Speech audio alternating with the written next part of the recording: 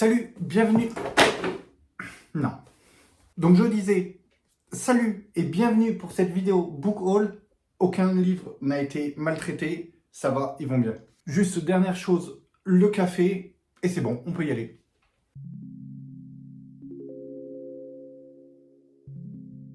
Alors déjà pour commencer ce book haul, je me suis procuré la suite des mangas que j'affectionne en ce moment. Donc celui-là, hashtag DRCL, j'ai le tome 3 et le tome 4.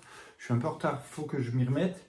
J'ai aussi acheté le tome 4, le 5 et le 6 de mes 100 contes mortels. Donc celui-là, j'en ai déjà parlé en vidéo. On suit ce jeune homme qui va raconter des petites histoires assez effrayantes. Chaque soir, il va en raconter une. C'est un format que j'adore et franchement, ça marche trop bien. Ça, c'est pour les mangas que je suis. Les premiers que je vais vous présenter, donc c'est une duologie. Il me donne très envie. C'est celui-là, L'épée, la famine et la peste d'Aurélie Wellenstein aux éditions Pocket. Donc là, le tome 1 et ici le tome 2. C'est un diptyque de fantasy. Donc ce qui est cool là, c'est que j'ai acheté les deux. Comme ça, j'ai l'histoire intégrale. Et voilà, il n'y a plus qu'à se lancer. Je n'ai pas cherché à trop connaître l'histoire parce que j'aime bien découvrir au fur et à mesure. Et là, ne serait-ce que la couverture, le nom, l'épée, la famine, la peste, et cette couverture assez sombre, me donne très envie. Rapidement, pour le résumer, on apprend que depuis un demi-siècle, en fait, un royaume, donc c'est Kongal, vit des temps assez terribles. Des monstres pullulent de partout. Les villages sont complètement recouverts de toiles d'araignée. Donc, bon, voilà, une ambiance assez sombre qui me donne très envie. Donc visiblement, on va suivre 3 personnages. Cillian, un adolescent possédé par l'esprit d'un loup. On a aussi Erin, une jeune fille soupçonnée de sorcellerie. Et enfin, Sullivan, un ancien soldat persuadé que son fils vit dans l'œil d'un cerf. J'ai pas cherché plus loin, c'est très intriguant. Franchement, je pense qu'il va y avoir des scènes assez sombres avec de la magie, de la sorcellerie. Ça va être assez héroïque, épique. Franchement, ça me donne vraiment trop envie. J'ai découvert ce livre-là sur Instagram. Je l'ai beaucoup vu passer avec de bonnes critiques, de bons retours. Je les ai commandés à la librairie où je vais habituellement chercher mes romans graphiques. Le libraire m'a dit clairement, bon Gwen, je les commande et comme ça tu pourras les feuilleter. Si ça te donne envie, tu les achètes, mais t'es pas obligé. Je les ai vus. J'ai pas feuilleté, je les ai pris de suite parce que je savais que tôt ou tard, j'allais les acheter. Donc voilà, je suis trop content. Je les mets sur le haut de ma pile à lire. Je pense que je vais bientôt les lire. Un autre livre qui a rejoint ma pile à lire il n'y a pas si longtemps que ça, c'est celui-là, 10 000 litres d'horreur pure, de Thomas Gunzing aux éditions Au Diable Vauvert. Ici, on est sur un slasher, c'est un roman illustré par Blanquet. Pour le résumé de ce livre-là, on va suivre 5 étudiants. Ils vont avoir envie de se faire un week-end de détente. Ils vont choisir, je ne sais pas si c'est la meilleure idée, mais ils vont choisir un chalet isolé au bord d'un lac. Arrivé la nuit tombée, ils vont voir une ombre qui les espionne. Et à partir de là, on nous dit que le cauchemar commence. Donc c'est un slasher, ça va être rempli de scènes assez crues, assez gore je pense. Teinté d'humour, ça me fait énormément penser à celui-là que j'avais lu il y a quelques temps, Slasher Island de Violaine de Carnage. Donc ici, pareil, on était sur un slasher très gore, très drôle, avec des scènes qui s'enchaînent. C'était très bien, donc j'espère que celui-là va me plaire tout autant. Ce qui m'a plu déjà, c'est la couverture. Elle est assez drôle, elle est trash. Elle me fait penser aussi à ces affiches de vieux films d'horreur. J'étais en balade en librairie à Rennes avec Snozza. Je l'ai vu et franchement, il m'a donné trop envie. Donc pareil, celui-là, je pense qu'il va se lire assez vite. Voilà, il y a 200 pages. Il reste sur le haut de ma palle.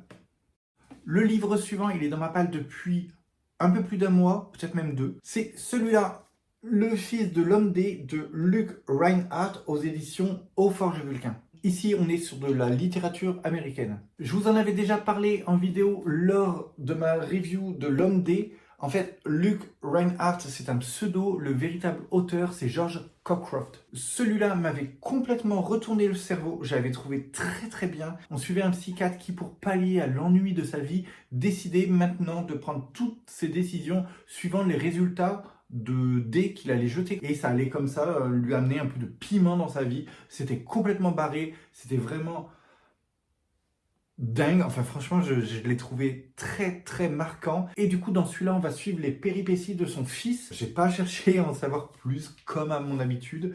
J'ai vraiment envie d'être surpris, d'avoir un regard vraiment neuf sur cette histoire. Je repousse un peu la lecture de celui-là parce que le premier m'avait tellement plu que j'ai des attentes qui sont assez élevées. Pour l'instant, je ne l'ai pas du tout vu passer sur les réseaux. Je ne sais pas du tout ce que les gens m'ont pensé. Je pense, pareil, qu'il va pas rester très très longtemps dans ma pile à lire. Bon, on verra bien. Une chose qui m'interpelle un peu à propos de ces livres-là, c'est que L'Homme D a été publié pour la première fois en France en 1971 et celui-là vient de sortir il y a quoi, ouais, un mois ou deux à peine. Du coup, c'est vrai que ça m'interpelle un peu. Je me demande pourquoi. J'aimerais bien savoir. Mais avant de savoir pourquoi il y a eu tant d'années entre ces deux parutions, j'ai envie de le lire tout simplement pour éviter peut-être des spoils ou quoi que ce soit. Je pense que je vais le lire et après, j'essaierai de savoir pourquoi tout ce temps entre les deux. Ensuite, je me suis procuré ce recueil de nouvelles de Stephen King, Plus noir que noir, aux éditions Albin Michel. J'aime beaucoup les romans de Stephen King, mais il faut savoir que j'affectionne particulièrement les nouvelles. J'ai Danse macabre, Brume la faucheuse, Brume paranoïa, et également juste avant Le crépuscule. Tout cela sont des recueils de nouvelles. Je les ai tous lus, il me semble, ou peut-être pas terminés. Peut-être qu'il y en a certaines que j'ai pas encore lues. J'en avais d'autres, mais avec de nombreux déménagements, c'est vrai que j'ai dû me séparer de quelques livres. Le fait que ce soit des nouvelles, je trouve que c'est vif. On va directement à l'essentiel. Quelquefois, elles sont pas forcément marquantes, mais je trouve quand même qu'il y a quelque chose de très agréable à lire des nouvelles. Franchement, c'est quelque chose que j'affectionne. Plus noir que noir, donc je m'attends forcément à des nouvelles assez sombres. Dedans, il y a 12 nouvelles. D'après ce que je vois, il y en a des plus longues que d'autres. Certaines font plus de 100 pages. C'est cool, j'apprécie les nouvelles. Je trouve que c'est très agréable en plus pour couper un peu des gros romans quand on veut faire une petite pause. C'est pratique, ça permet de lire autre chose assez rapidement. J'ai trop hâte de le commencer. J'ai vu certains retours déjà sur Instagram. Je pense que ça va être pas mal. En parlant justement de nouvelles de Stephen King, je suis allé au cinéma récemment et j'ai vu ce film inspiré de la nouvelle Le Singe. Il manquait quelque chose. Je trouve que l'atmosphère était différente dans mon souvenir parce que je l'ai lu il y a quand même longtemps. Mais voilà, c'était pas pareil. Si vous l'avez vu, n'hésitez pas à me dire ce que vous en avez pensé. J'ai aussi acheté celui-là de Stephen King, Contes de fées, toujours chez Albin Michel. Celui-là me fait beaucoup penser à un autre livre de Stephen King, Les yeux du dragon. C'était une histoire fantastique, on parlait de dragons, de chevalerie, de courage. C'était très très cool. C'était plus rangé en jeunesse. Celui-là, c'est un peu pareil. Ici, on nous promet une histoire magnifique mais terrifiante d'un jeune garçon de 17 ans qui va trouver des clés ouvrant sur un univers parallèle où le bien et le mal vont s'affronter. Une bataille dont l'enjeu est capital pour notre monde. Voilà, je pense que ça va être, comme je disais, un peu comme dans Les yeux du dragon, ça va être héroïque. Enfin, de toute façon, même la couverture fait penser à ça. On voit un garçon avec un loup ou un chien, je sais pas, qui descendent un escalier. En fait, ça me fait vraiment penser à l'autre livre. Cet escalier que le loup et le jeune sont en train de descendre, cet escalier arrondi, en fait, de loin, ça fait un œil. Les pavés de cette cour, de cette rue, je sais pas, font penser aux écailles d'un dragon. En fait, ça me fait vraiment penser à l'autre livre. Est-ce que c'est fait exprès? Je sais pas. En même temps, je pense que ça va parler de dragon, peut-être. Un univers parallèle, ouais, pourquoi pas. Conte de fées, fées, dragons, ouais, ça peut être possible. Il est assez balèze, il fait quand même 700 et quelques pages, quelques illustrations. Donc je trouve ça assez cool. Là, je voulais l'acheter depuis longtemps et je sais pas pourquoi je l'ai jamais fait au final. Pareil, très hâte de le commencer. En fait, je me dis que je pourrais quasiment me faire peut-être pas un mois, parce que je pense qu'il n'y en a pas pour un mois, mais je peux me faire un bon moment Stephen King. Ouais, et puis en plus, j'en ai d'autres que j'ai toujours pas lus.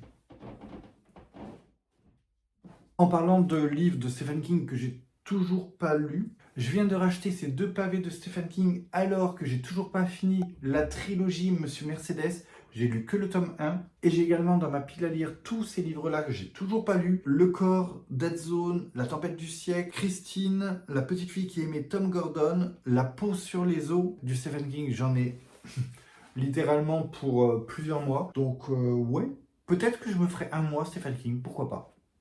Enfin, pour le dernier livre que je vais présenter aujourd'hui, c'est celui-là, terrible. L'enfant, la jeune fille et la sorcière, c'est un roman graphique de Gaël Henry aux éditions Dupuis. Je le trouve trop beau, avec un univers qu'on devine déjà très sombre. Pour les résumer, on nous explique que lors d'une sortie en forêt, Anna et son frère Noé découvrent un monde étrange et fantastique. Très vite, Noé disparaît et Anna se lance à sa recherche. Yaga la sorcière, Vassilissa la naïve, Loup Gris et Poupée vont l'accompagner dans sa quête. Ici, c'est un conte riche de sens et d'interprétation des métamorphoses de l'adolescence. Ça va aussi offrir une relecture sociétale du mythe de la sorcière. Je n'ai aucune idée de pourquoi je l'ai acheté, si ce n'est que maintenant, en relisant le résumé et en découvrant cet aspect-là, ça me donne très envie. Je pense encore une fois que mon libraire me l'a très bien vendu. Il a dû insister sur ce point-là, le mythe de la sorcière qui est revisité,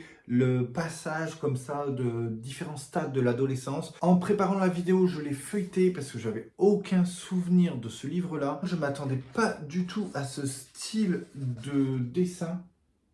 Et je pense que ça a été un peu un coup de tête cet achat. Ouais, justement, pourquoi pas le redécouvrir très prochainement. De toute façon, ça s'écrit super vite, je pense. Et je pense que je vais le lire peut-être même juste après la vidéo. Dans ma vidéo précédente, je disais pareil pour le tome 3 de la trilogie du Rempart Sud. Et je l'ai commencé juste après. Sauf que là, j'ai déjà 2 lectures en cours, dont celui-là à ATA, plus une lecture en VO. Je vais voir. Mais ouais, je pense que je vais le lire dans l'après-midi. Et voilà donc pour ce book haul avec tous ces nouveaux livres qui rejoignent ma pile à lire. N'hésitez pas dans les commentaires à me dire si vous avez déjà lu certains de ces livres. Si oui, donnez-moi votre avis. Peut-être que ça me donnera envie de faire passer certaines lectures avant les autres. La vidéo est maintenant terminée. Comme d'habitude, vous pouvez me retrouver sur mon Instagram et moi, je retourne lire. Premier livre que je vais vous présenter, c'est un autre livre que j'ai acheté il y a pas si longtemps. Mais terrifiant. Je vais pas y aller. Magnifique, mais terrifiante. Ah, je vais y aller. Yaga la sorcière. Voilà la terminée vidéo.